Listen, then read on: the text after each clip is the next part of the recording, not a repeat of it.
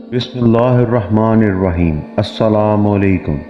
آپ کا رحمان چینل دیکھنے والوں کو عبد الرحمن کی ویڈیو میں خوش آمدید۔ آج ہم بات کریں گے فرعون کے محل کے خفیہ راستے۔ فرعون نے اپنے وزیر کو حکم دیا کہ میرے لیے اونچا محل جو آسمان تک جاتا ہو بناؤ۔ میں اس پر چڑھ کر دیکھوں گا، شاید میں آسمان تک جانے والے راستوں تک پہنچ پاؤں، وہاں جا کر موسیٰ کے خدا کو دیکھ سکوں۔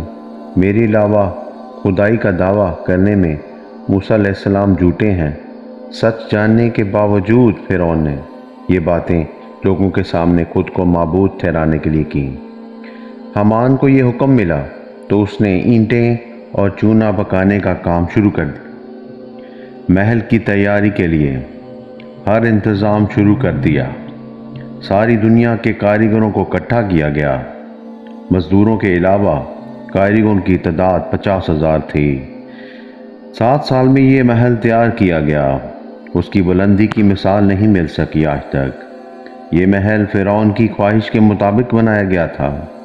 اس محل کے اندر اللہ نے موسیٰ علیہ السلام کو پالا اور موسیٰ علیہ السلام کو نبوت ملی، اور موسیٰ علیہ السلام نے اپنی قوم کو یہاں سے نکالا۔ موسیٰ علیہ السلام نے اللہ کا نام بلند کیا تو یہیں سے فرعون کا زوال شروع ہوا۔ اب بتاتے ہیں فرعون کے محل کے خفیہ راستے۔ ویڈیو کو اینڈ تک ضرور دیکھیے گا۔ جب فرعون کا محل تیار ہوا، اس کو فرعون کی خواہش کے مطابق تیار کیا گیا۔ موسیٰ علیہ السلام کو یہ شک پہنچا تو موسیٰ علیہ السلام کو دلی صدمہ پہنچا، تو اللہ نے وحی کے ذریعے اپنے نبی کو بتایا، خیال کو مت لاؤ اپنے ذہن میں، تمہارے لیے اللہ ہی کافی ہے۔ اس محل کو لمحے میں اللہ نے برباد کر کے رکھ دیا۔ محل تیار ہوا تو فرعون سب وزراء کے ساتھ اس محل کی چھت پر چڑھا اور انہوں نے آسمان پر تیر برسائے، اور جب تیر واپس آئے تو وہ خون آلودہ تھے۔ فرعون نے اور اس کے حواریوں نے یہ کہنا شروع کر دیا کہ ہم نے موسیٰ علیہ السلام کے خدا کو قتل کر دیا، نعوذ باللہ۔ اللہ نے جبرائیل کو حکم دیا تو انہوں نے اپنا پر مار کر اس محل کے 3 ٹکڑے کر دیے۔ ایک ٹکڑا سمندر میں گرا، ایک ٹکڑا ہندوستان میں اور ایک مغرب میں جا گرا۔ ایک روایت میں ہے کہ ایک ٹکڑا فرعون کی قوم پر بھی گرا تھا اور 10 لاکھ لوگ مارے گئے تھے۔ جنہوں نے یہ محل تیار کیا تھا وہ بھی جل کر، ڈوب کر یا آفتوں کا شکار ہو گئے تھے۔ یوں اللہ نے اس محل کو طلوع آفتاب اور غروب آفتاب کے درمیان میں ہی غرق کر دیا۔ جب فرعون نے یہ دیکھا تو موسیٰ علیہ السلام سے جنگ شروع کر دی۔ فرعون نے موسیٰ علیہ السلام کو آزمایا جو آزما نہیں سکتا تھا۔ وہ کیسے آزمایا؟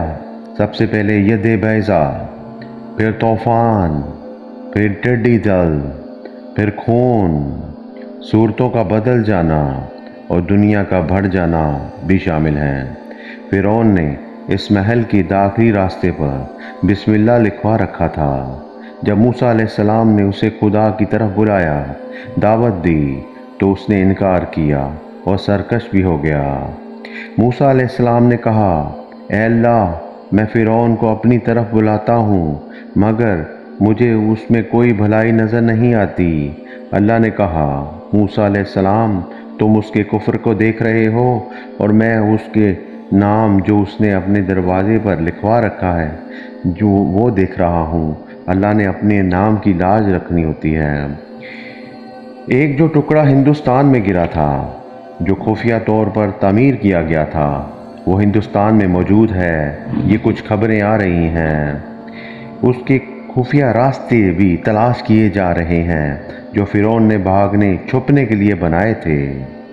اللہ کی شان بہت بڑی، اس کے ساتھ مقابلہ کوئی نہیں کر سکتا، نہ کرنا چاہیے۔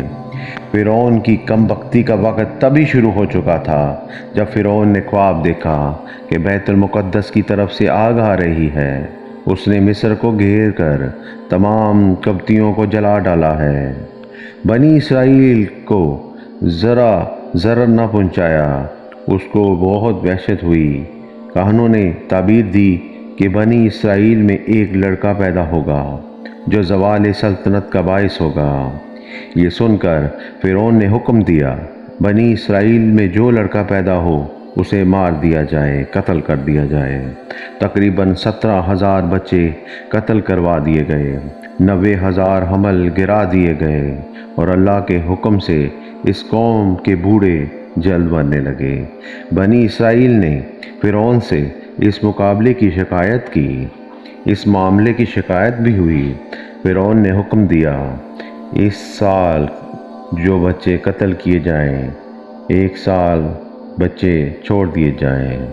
جو سال چھوڑنے کا تھا اس سال میں حضرت ہارون علیہ السلام پیدا ہوئے، اور قتل کے سال میں موسیٰ علیہ السلام پیدا ہوئے۔ ان کی والدہ نے فرعون کے خوف سے موسیٰ علیہ السلام کو ایک صندوق میں رکھ کر صندوق کو مضبوطی سے بند کر کے خدا کے سپرد دریائے نیل میں ڈال دیا۔ دریا سے نکل کر ایک نہر جو فرعون کے محل کے نیچے بہتی تھی وہاں چلا گیا۔ اتفاق سے فرعون اور اس کی بیوی آسیہ محل میں بیٹھے ہوئے تھے، نہر کا نظارہ کر رہے تھے۔ جب ان لوگوں نے صندوق کو دیکھا تو ملازم کو کہا کہ اس صندوق کو حاضر کرو، کیا ہے اس میں؟ صندوق میں سے نہایت خوبصورت بچہ نکلا، ایک نورانی چہرے والا بچہ نکلا۔ فرعون اور آسیہ دونوں اس بچے کو دیکھ کر خوش ہوئے اور اس بچے کو پالنے پیار کرنے لگے، اور ان دونوں نے آ کر ٹھان لیا کہ وہ اس بچے کو اپنے بیٹے کی طرح پالیں گے۔ پھر اللہ نے فرعون کے گھر موسیٰ علیہ السلام کی پرورش کروائی، اور پھر اللہ نے موسیٰ کے ذریعے کیسے بنی اسرائیل کو بچایا، یہ اگلی ویڈیو میں ہم آپ کو بتائیں گے کہ فرعون کا معاملہ کیسا تھا، بنی اسرائیل کی قوم کو کیسے نجات ملی۔ اس ویڈیو کو لائک کریں، سبسکرائب کریں، بیل آئیکن کو دبا دیں اور ہمیں سپورٹ کریں۔ السلام علیکم۔